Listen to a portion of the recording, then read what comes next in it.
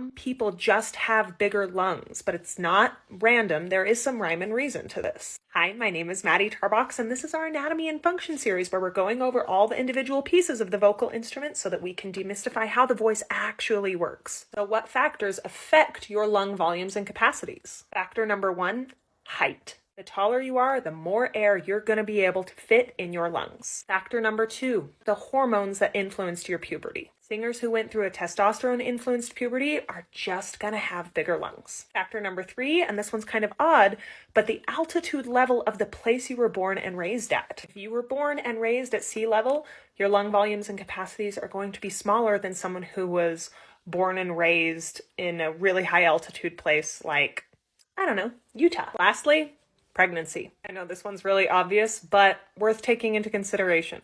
When you've got a human inside your body taking up space, there's not a lot of room for expansion of the lungs. Now, if you find yourself in the camp of a short, estrogen-influenced vocalist who was born and raised at sea level, who may even be pregnant, it doesn't mean that all hope is lost in regards to your breath management possibilities. One of the more effective ways to manage your air actually has nothing to do with your lungs, but everything to do with your glottis, or where your vocal folds come together. We'll go over that aspect in much more detail when we get to the vocal folds and breath control strategies. If you want to learn more about how the voice actually works, first be sure to like and follow, and then do consider joining us for our spring session of Voice Function 101. Voice Function 101 is our teacher certification program where we go over all of this in much more detail with application calls so you can apply your knowledge in studio. Head on over to my page for all the details.